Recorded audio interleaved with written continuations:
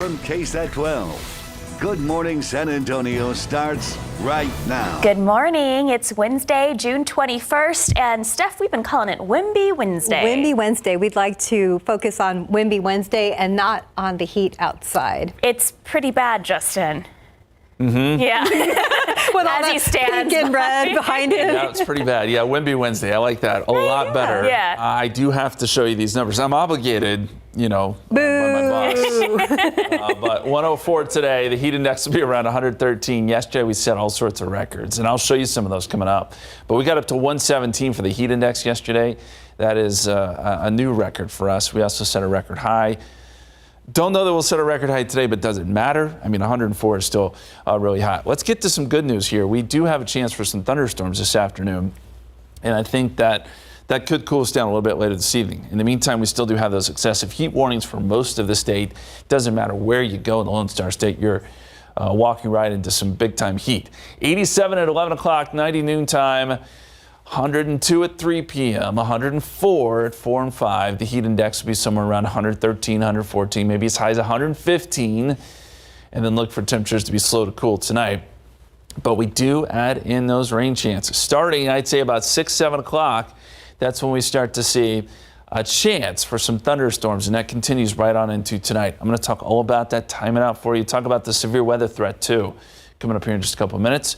Let's get over to Steven now, though, and I think it's been a busy morning, right? A little bit, Justin. Things have dwindled down, thankfully, as we get a look around town. There's 1604 at Kitty Hawk. Not really a lot of stuff going on out there, but 410 at Villa Main. Not sure exactly what that is. Looks like a spider web. But other than that, things are moving along just fine. US 90 at Couples, east and westbound lanes. Traffic's not too bad. 281 at Hildebrand. Slow down before you approach that curve there. But we're not seeing any issues on the TransGuide cameras. However, I do want to remind you, 35 southbound, the upper level, the exit to Brooklyn Avenue, still closed, folks. And this is because we had a fire that occurred Sunday night. And according to the San Antonio Fire Department, it looks like this may have started at a homeless encampment near the area. The fire actually reached the drainage system, which is built under 35, which led to a big closure Sunday night and into the early hours of Monday morning. Now, obviously, 35 is reopened, but obviously we also seen the exit to Brooklyn Avenue shut down due to crews still out there testing the integrity of the roadways and seeing the extent of the damage. So just keep that in mind. We still have a little bit of a buildup taking place out there.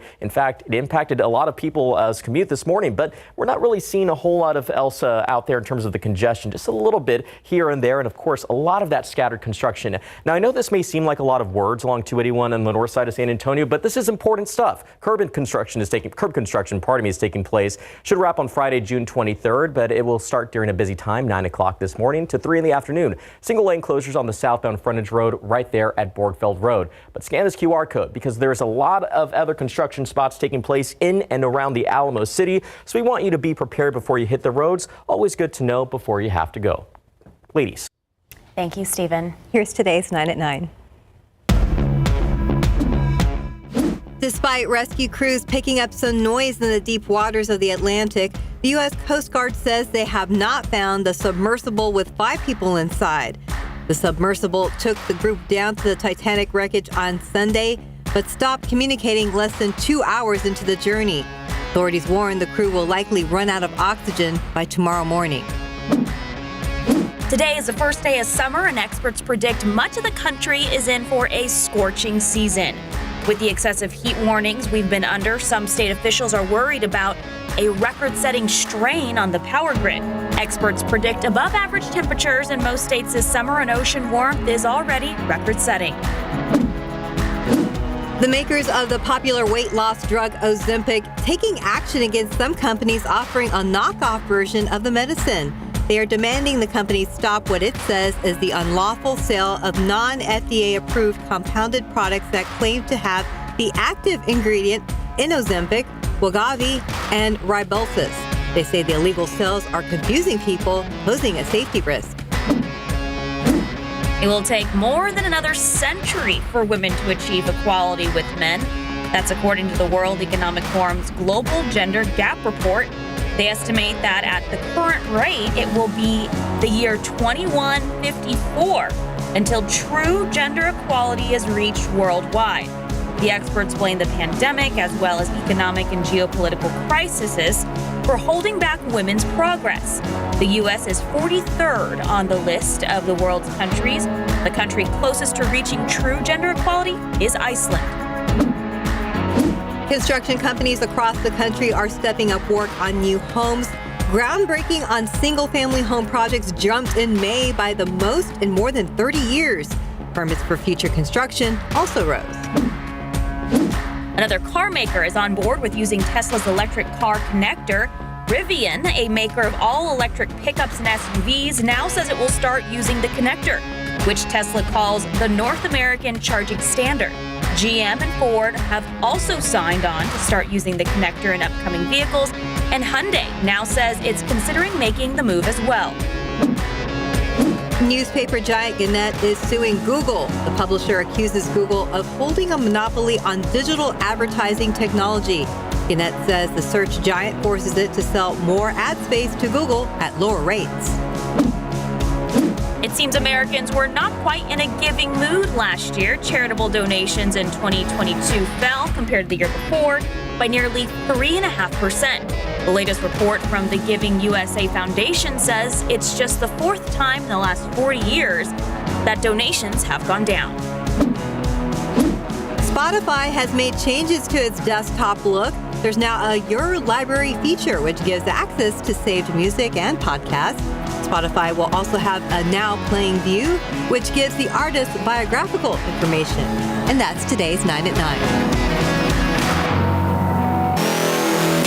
Okay, we're calling it Windy Wednesday because the Spurs' future is almost here. The NBA draft happens tomorrow night. The Spurs have the first overall pick, and Victor Wembanyama is, of course, that top overall player.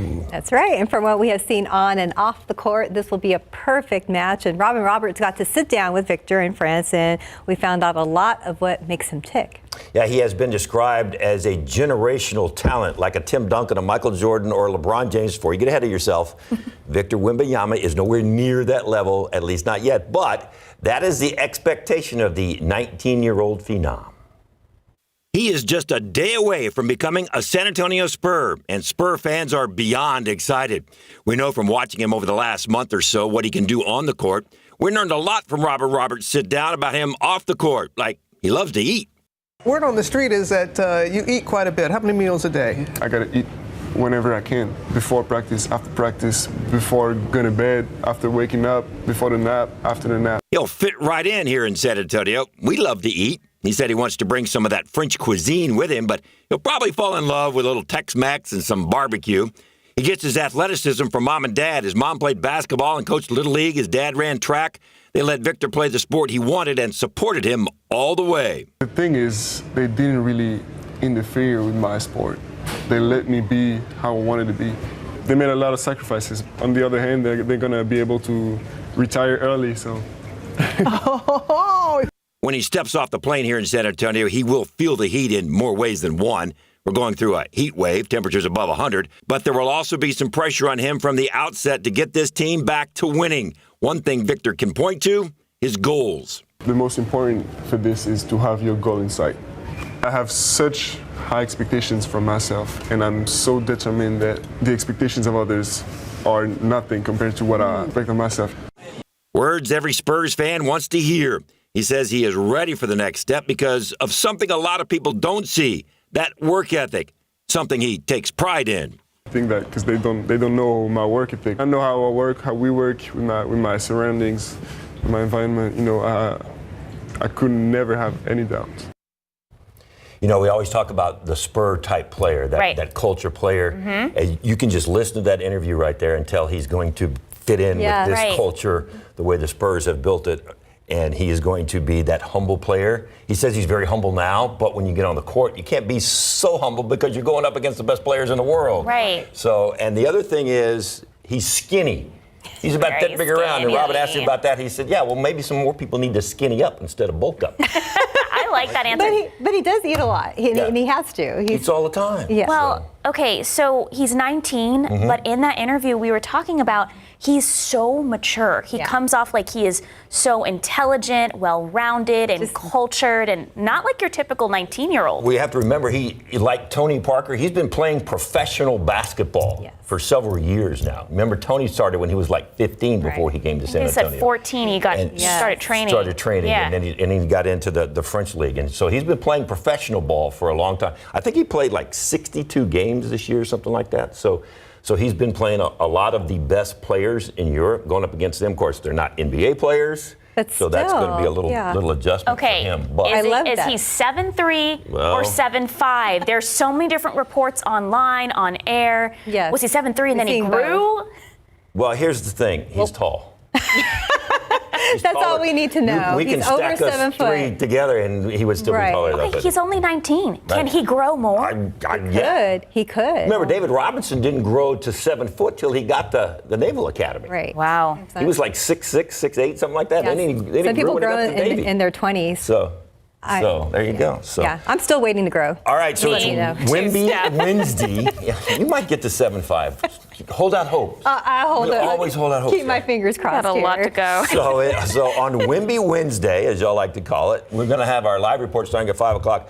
Larry Ramirez is already on a flight to New York getting ready for the big draft, and tomorrow night is draft night. We've got extended coverage at 5, 6. We've got a pre-draft show at 6:30, and then, of course, a complete wrap-up on the night beat. And, of course, you can watch the entire draft live right here on KSAT 12. It starts at 7, so I'm guessing sometime between 7 and 7:15, City's going to go berserk. Yeah, well, Very City has exciting. been going berserk, And we will welcome him open arms. Can't Maybe wait. not an 8-foot span, but, you know. I don't know. What we can do together. That's like the three of us.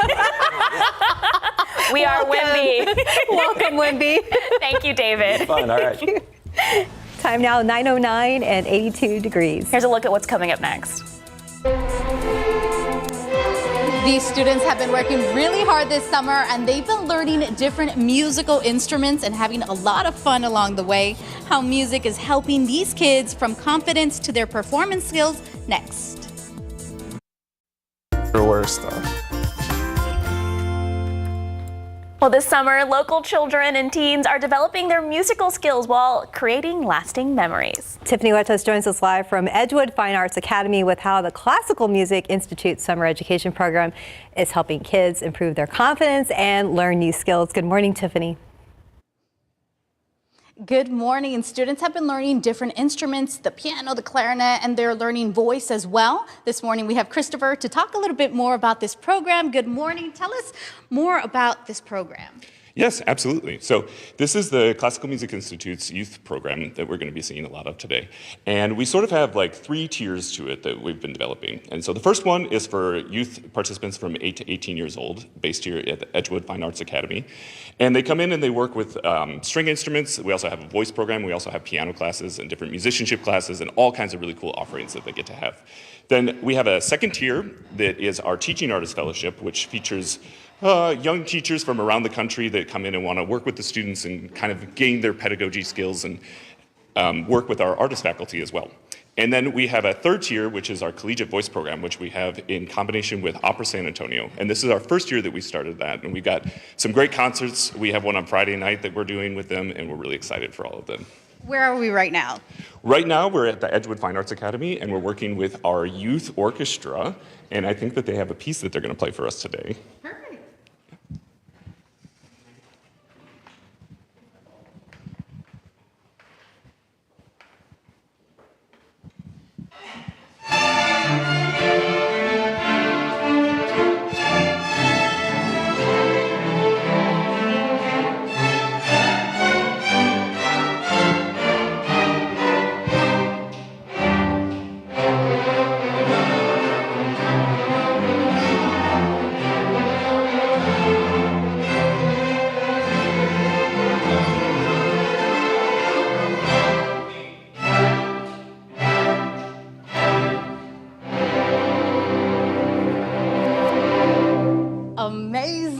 Now, where can the community hear this a little bit more on Friday? Yeah, so on Friday afternoon, we have a youth concert that we're doing here at Edgewood. I think it's at 6 o'clock. And it's going to feature all these people, also our voice and piano students, and it's going to be a great time.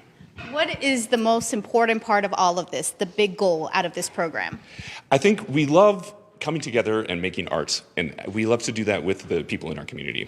And we're really excited to have everybody here and get everybody together and create something, and we really see the concert that happens on Friday as that kind of culmination of the festival and making friendships and all of that. So. Awesome. Well, I'm going to talk to some of the students of how this program has impacted their lives. And as you can see, they're so talented. We're going to have all that information on KSAT.com. And I'm getting a little emotional because this sound is amazing. You have to come out on Friday. Well, Thank you, Tiff. Yeah, beautiful. We can hear it from here. They sounded gorgeous. Like they've been playing for years. Little young adults. Yeah. So talented. Thank you, Tiffany. Yes.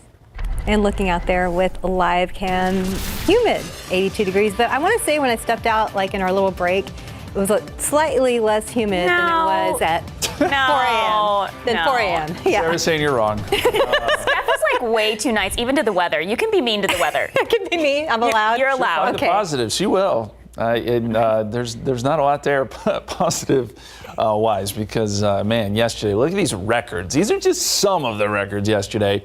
Record high in San Antonio, 105. Record high heat index yesterday in San Antonio, 117. All-time record high in Del Rio, 112. All-time record high in Laredo, 115. All-time record high in San Angelo, 114. And look at the heat index in Kingsville. That's just west of Corpus Christi. 127 is what it felt like yesterday there. Just incredible numbers.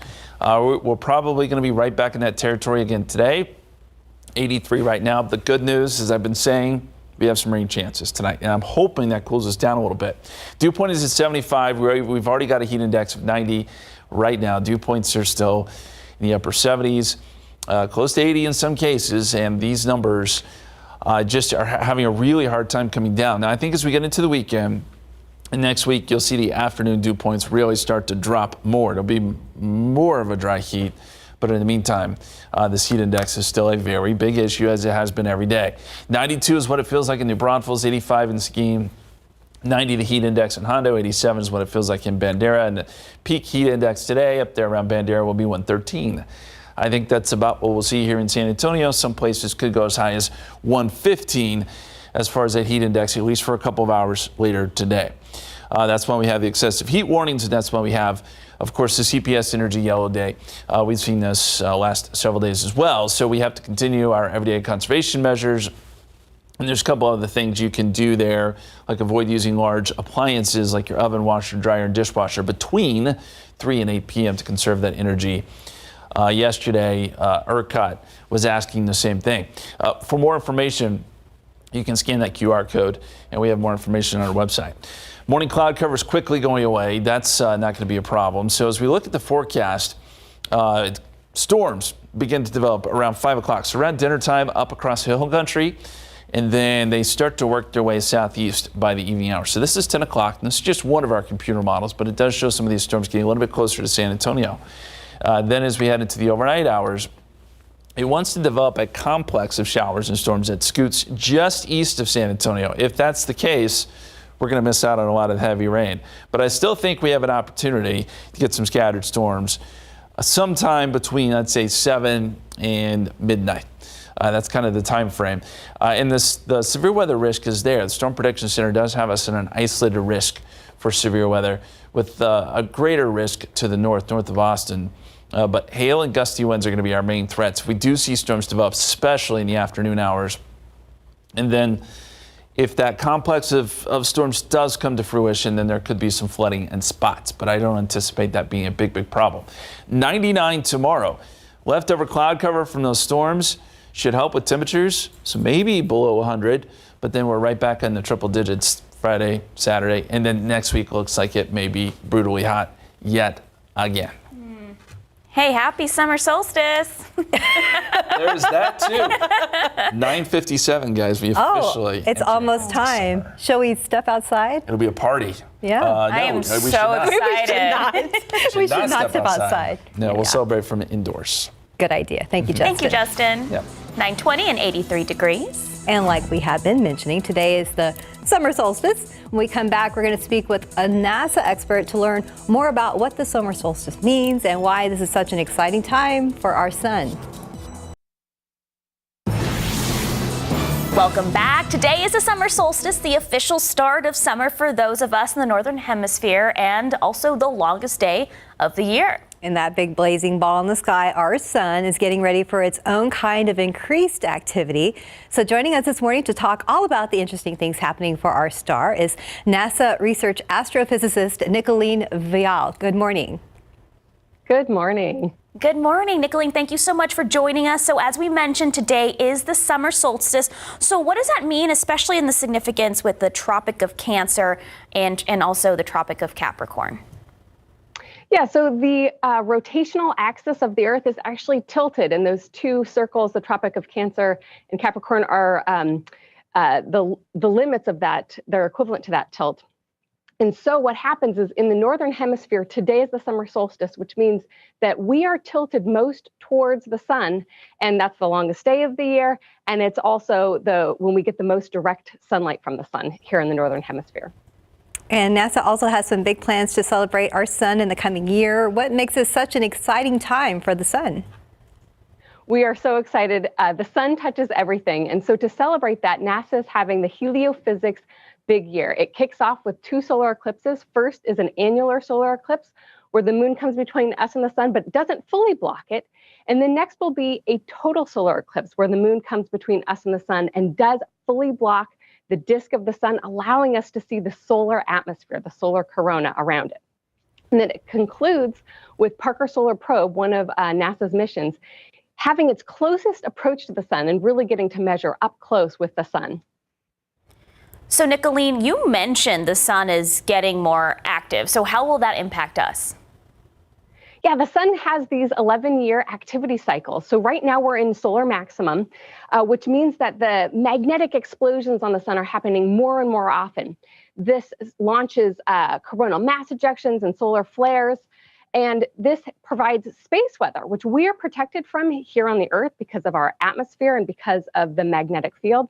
But we can experience the beautiful effects of the aurora, and also it can harm our astronauts and our satellites. So that's why we have to understand when these are going to happen. And Nicolene, like you were saying earlier, in the next year, not just one, but two solar eclipses will cross the United States. When are those happening, and what science work does NASA do during an eclipse? Yeah, we're so excited. So the annular eclipse happens on October 14th, and it's going to come down through Oregon all the way through Texas. And that's when the moon doesn't totally block the disk of the sun. And so you get this ring of fire. On April 8th, we're going to have the total solar eclipse where it totally blocks out the main body of the sun. We get to see the corona around it, which is so amazing. That's the part of the sun that I study.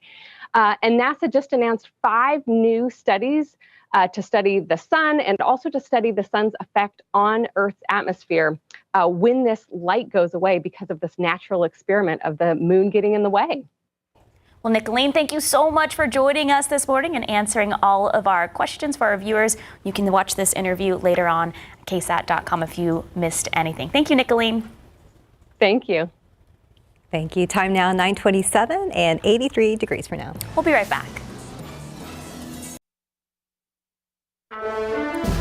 And welcome back. It's 9:30, and since it is Pride Month, we are following up with the Air Force's first transgender military training instructor to see how things have changed. Our Jonathan Cotto first introduced us to Brandon Rodriguez last year and shared his story. As Jonathan reports, Brandon not only broke down barriers within the military, but he's also trying to build a bridge of diversity and inclusion within the Air Force. This is Brandon Rodriguez, a San Antonio native and a military training instructor at GMSA Lackland. We met with Rodriguez almost a year ago to learn his story and his role as the first transgender MTI in the United States Air Force. And since then, a lot has happened. It's been amazing. Obviously, working at the 737 training group now, I was at the 321st Training Squadron, so I moved up to the group level, and now I'm a BMT scheduler, so putting in a lot of hard work on the line with trainees. 11 months ago, we learned Brandon was actually born Brandy. He shared with us the challenges and obstacles he had to overcome to become who he is today. But sharing his journey did come with some reservations. I worried about the future of the Air Force, obviously, and being a military training instructor, those things sometimes can be looked at in a negative light, but ultimately I found that it's all been looked at in a positive light. So I was nervous and anxious at first. However, I've learned that it's actually been overall very positive. Rodriguez says opening up about being transgender has even had a positive impact on his airmen. They actually are very supportive, and they have family, they have friends, they have people that they're related to, people that they know, and generally want to know, hey, if I run into somebody like you in the future, how do I make them feel comfortable? That's what I've experienced since then. His story even catching the attention of the Undersecretary of the United States Air Force. I came to work one day, was shortly after the interview with you, and I thought this was like all done and said, and I have this email in my email inbox that's from Colonel Karndorf. It was one of her schedulers, I believe, and this says, the Undersecretary of the Air Force would like to speak with you. And I'm like, huh, oh, okay. Rodriguez was flown to Arlington, Virginia for the homecoming gala. He had a chance to meet and speak with the Undersecretary about several items like his experiences, BMT, and gender integration. Such a rewarding time, and I look back at it and I can't help but smile, because Undersecretary of the Air Force, the highest person in my Air Force chain of command that I've ever met, and she wanted to talk to me. You know, she wanted to know my experiences. He says after a long period of waiting, his scheduled surgical procedure has been moved up, and Walter Reed Medical Center will be overseeing the operation. I've been waiting for 6 years for this particular surgery, and it's not anybody's fault or anything like that. It's just some red tape that we have to cross. He says he's not nervous for the surgery, but is anxious. I'm ready to complete this journey so that I can help people from my full self, my full perspective, and who I know myself to be. His surgery is set for the end of July. Reporting front and center, Jonathan Cotto, KSAT 12 News. Thank you, Jonathan. 83 degrees already, 9:33. Justin, how are we going to be celebrating the official day of summer? It starts when? In like 20 minutes. Okay. All right, we're ready. Summer solstice happens, yes. And so we just sort of explained it there with the astrophysicist there from NASA, but the summer solstice, we have the Earth, the northern hemisphere, tilting closer to the sun. So that's why it is warmer as we get into summer. And then you see all the other important phases here with the Earth. But yes, the summer solstice today, tomorrow will be the first full day of summer, but it's felt like it for a long time now. As we look out of our beautiful city, it's still a little bit hazy. We've got quite a bit of humidity out there still, 84. With some partly cloudy skies, dew point is at 75. Heat index has now jumped up to 92. 90 just a few minutes ago, so we're just seeing those big jumps. What about rain chances? This really is the positive side of the forecast. I think we have a shot at some rain tonight. 30% chance this afternoon. We've bumped that up to a 40% chance tonight. Some people will get some thunderstorms, especially in the hill country, and we could see a couple strong storms. We'll talk more about that, plus the tropics too. We've got Brett out there. We'll give you the latest on where he's headed coming up in just a couple minutes. Guys. Thank you, Justin. In your morning headlines, the search for that missing sub continues. And at one point, a noise raised hopes, plus an unusual feat by a construction crew. And football players can no longer gamble on football. Our David Sears is here with all of these top headlines. Good morning. So the first question you ask yourself is, didn't know they could gamble on football, number one, and number two, why are they getting to gamble on football? No more. We'll have that in just a second, but first let's start with this. Flight crews have picked up some noises from deep in the Atlantic, but unfortunately the U.S. Coast Guard says they haven't found anything yet. Rescue crews are working around the clock searching the sea for the submersible that was supposed to carry 5 people 13,000 feet down to the Titanic wreckage on the ocean floor. The group began the dive Sunday. Communications stopped with their ship on the surface less than 2 hours into their journey. Authorities warn the crew will likely run out of oxygen by tomorrow morning. Friends of those on board say they are praying for a miracle.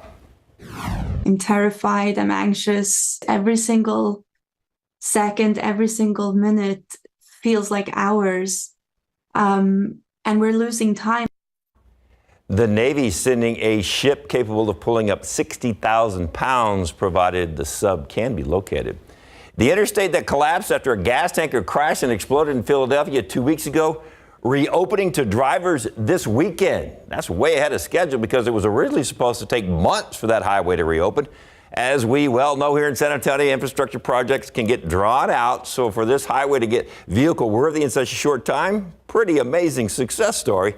One major factor in the quick reopening is the fact that crews used recycled glass nuggets, tons of them, to fill in the area, allowing them to avoid supply chain delays involved in using other materials.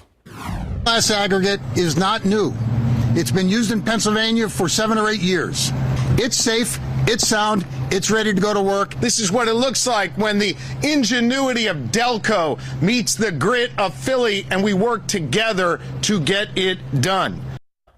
Time-lapse video shows the void created after the overpass collapsed. That gap now nearly filled. It only cost an estimated $25 to $30 million. Once traffic is moving this weekend, a new timeline will begin for rebuilding the permanent structure. And the NFL cracking down on gambling on football games by players. The league announced 6 new rules to prohibit gambling by the players. It comes after several players have been disciplined for betting on games. Under the new rules, players will not be allowed to bet on NFL games or allow someone to place bets for them.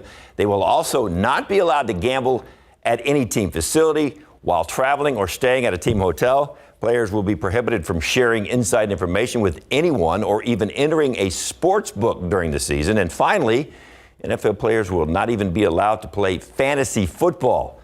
NFL rookies will be required to attend mandatory training on the new rules. And some of those players really got deep into fantasy football. Oh, I'm sure. That's kind of amazing, interesting rule to eliminate all that. I'm sure a lot of those players have been doing fantasy football like since they were kids. It's probably a fun thing but for them. Some guys have been caught gambling, and that brought that to the surface. So Well, I can see NFL that. says we'll take care of that. All right. So we'll Thank see. you, All right. David. Time now, 9:38 and 83 degrees for now. You're watching GMSA at 9 during the summer break from school. It's important to not only keep kids learning, but keep them active as well. So when we come back, we'll tell you about a martial arts summer program that's doing just that. And as we head to break, here's a look at some of the activities going on at public libraries around the city. So today at 11 a.m., you can take the kids to the San Pedro Library for a live interactive experience with exotic animals. So the event is recommended for kids 5 to 12 years old. Then from 1 to 3 p.m., children 5 and younger can explore it through play at the Cody Library. For a look at all the events scheduled for today at different libraries around the city, just head over to our website, the actual KSAT Kids section of KSAT.com.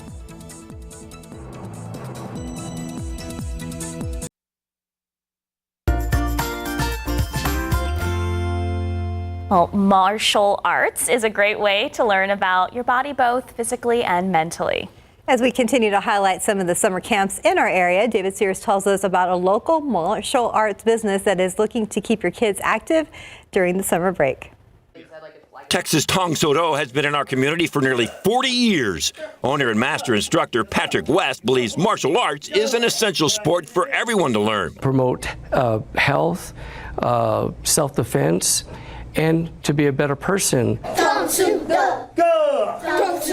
At his studio, West focuses on teaching Tong Sodo, which is a nearly 2,000-year-old Korean martial art. Classes are held year-round, but during the summer, the studio will hold camps for current and new students. One of the great things about the camp is there's no experience needed. Third-degree black belt and camp director John Klein works with the camp kids. The camps focus on kicking techniques, forms of jumping, and rolling. He believes this is a great way to help kids stay active while school is out. This gives them a chance to keep moving on, to keep moving their body and not let it get stagnant from sitting too long. The camps also zero in on the mental aspect of martial arts, learning how to focus the mind on the task at hand. Parents have the option to pick how many days their child will attend. The studio offers the 5th day free for parents who sign and pay for the first 4 days of the camp. The main purpose is to provide a safe place so families can come together. Texas Tong Sodo is still accepting spots for their upcoming summer camps. You can enroll by heading to KSAT.com. David Sears, KSAT 12 News. That would be one way to stay cool, being indoors, because it's going to heat up this afternoon. Right now, it's only 83 degrees, not in the triple digits just But what yet. is it feel-like, Justin Horn? You're giving all those feel-like temperatures. Yeah, the heat index really has been the big story, I think, really over the last week. Yesterday on Facebook, meteorologist Sarah Spivey gave a great explanation about heat index. Because we've got a lot of questions about that. No, it's not something that is technically it's measured, but it's measured by a formula, a mathematical. So it's not you going outside. Actually, you know what it really feels like. It is a mathematical formula that gives you the heat index, and it is a real thing, and we do have to be careful with it. But anyway, if you want to check that out, it's on our KSAT Facebook page. We got to talk about the tropics because things are really heating up here, and we're seeing Brett making its way a little bit closer to the islands. Now, it still looks fairly ragged, but it is a tropical storm still, and we've got Brett right here. Another wave, which is showing some promise still right behind it. And look at this wave that's coming off the coast of Africa. It looks good too. So we have a train of systems here potentially that could cause some problems. Here is Brett. Right now winds are at 60 miles per hour, gusting to 70. It's moving west at 16. And then that system behind that has about an 80% chance of development, but still looks fairly unorganized. Brett right now should move into the Caribbean, staying as a tropical storm. Does not look like it'll make hurricane status. And really, it moves into an area that's less conducive for strengthening. So it looks like it'll weaken some, and that's good news too as we head into the latter part of the weekend. But it will affect the Leeward Islands there as it passes by, giving some heavy rain and some gusty winds as it does, places like St. Lucia as it moves west. Now let's talk about our forecast, and what about rain? Because we know it's going to be hot, right? What about our rain chances? Well, I think as we get into the afternoon, this is 5 o'clock, it's going to be hot and mostly sunny at this point, but we'll start to see some storms gathering across the hill country. We've seen this last couple days. Now the difference today versus the last couple of days is our ridge is just a little bit further west. Opens the door just a little bit more for more coverage and for the possibility that these storms work south and east towards San Antonio as we get into the overnight hours too. And there are some indications that maybe these storms cluster together and form a complex of storms that may move just east of San Antonio overnight. If that were the case, we could get some pockets of heavy rain across our eastern counties. Something to watch. The Storm Prediction Center does have us in an isolated risk for severe weather. Those to the north, more of a scattered risk. Either way, if we do see some storms, hail and gusty winds would be the main threats with some of the storms as they initially develop. As we look across Texas right now, there's not much there. We do notice some activity across parts of Oklahoma, a very active pattern across the southeast, a few showers in the Big Bend region, but nothing over us. In fact, sun is out and temperatures are on their way up. 84 right now. Dew point is at 75. Heat index is 92. The heat index around the area already in the 90s in many spots. 91 is what it feels like right now in Los Maples. Feels like 90 currently in Kerrville. In the forecast heat index today, right back up where we've been last couple of days. Some record territory here. Yesterday it felt like 117. Today we're thinking maybe 113, 114, 115. Any way you slice it, it's dangerous. We got to be careful. A lot of heat. These heat index numbers are going to be very high. So 104 today, there's a 40% chance of some late afternoon and evening storms that probably holds on through the overnight hours as well. And then a 30% chance tomorrow evening. Then we start to take the rain chances away. And here's why. High pressure starts to build back over us. That means we're going to see generally sunny skies, I think, over the weekend and going into next week. And temperatures crank up again. 103 Sunday. I think we could potentially go as high as 104 on Tuesday. Maybe a little bit less humidity. There's that. Okay. But the 7-day forecast is bookended by some 104s. Mm-hmm. Gotta love it. So, Justin, it's 9:48, about to be 9:49. Mm-hmm. Steph and I are going to go to the KSAT Garden at 9:57. Just to celebrate. Experience. Okay. Yeah. Well, I have to water the plants, so, you know. We have to be out there anyway. How are they doing, by the way, in this heat? Actually, well. Really? Because planted them in partial shade. Okay. So, yeah, I was going to say the shade helps out. Yeah, all that rain we had still helping them. But yes, they're starting to struggle just a little bit, but, you know, I stay on top of it. Thanks, Sarah. I appreciate that. Yeah. Thanks, Justin. Yeah. It's 9:49 and 83 degrees. And it can be hard getting kids to eat healthy, especially during the summertime when we come back. What snacks you should have at home and how to keep the kids interested in eating healthy.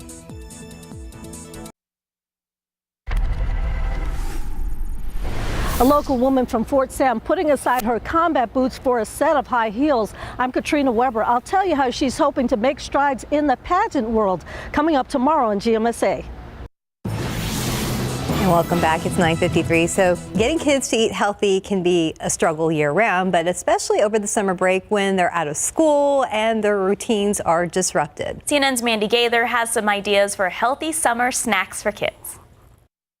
More time at home may mean less time focusing on healthy eating habits. Kids need 3 meals and 2 to 3 snacks per day. So our job as the caregiver is really to set that routine and what that looks like for our children. Dietitian Catherine Sherry says keeping kids healthy over the summer should start at the grocery store. Let children be a part of the process, allowing them to pick out which fruits or veggies they'd like to eat.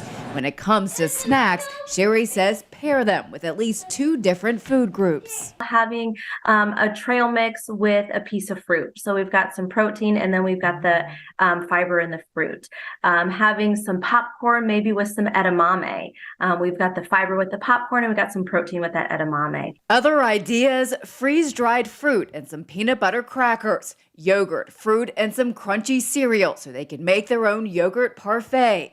A hard-boiled egg and cheese is a great high-protein snack, or some hummus, veggies, and crackers to dip. All of those snacks are well-rounded that have fiber, protein, and help to keep your kiddo fuller longer. Meals should continue being balanced too. Sherry says to fill half the plate with fruits and veggies, the other half with protein and whole grains. And finally, make sure your child stays hydrated. Offer water throughout the day. Ensuring that we're not drinking too much of the sodas, the juices, the Gatorades that have a lot of sugar in them. For Health Minute, I'm Mandy Gaither.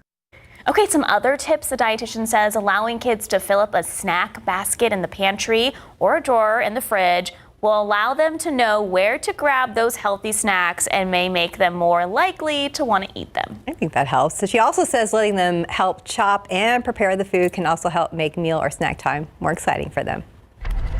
Okay, coming up tomorrow on GMSA at 9, we're featuring another summer camp with a different kind of unique sport that you might not know about. Fencing it's a very dynamic sport. The game is always evolving. So I'll tell you more about where you can find this fencing summer camp and how you can still get the kids signed up. All right, heat index value is already in the 90s. We know it's going to be hot today, so let's focus on the chance for rain this evening. We bumped it up to 40%. I think that's mainly late afternoon, evening hours, even into tonight. We'll have some chances for storms. A couple of strong storms out there, too. Another small chance tomorrow before the rain goes away and temperatures, they jump back up a little bit. 103 Sunday, 104 by Tuesday. So if you want to think cooler, let's think about February. Let's think about the rodeo, right? Does that help a little bit? Well, tickets are going on sale today at 10 a.m. for the rodeo. It's the 75th anniversary. So everything you need to know is on our website at KSAT.com. Okay, guys, it's 9:56. We got to run outside for 9:57 to celebrate the summer solstice. That's right. Y'all have a good day. Get excited. Bye.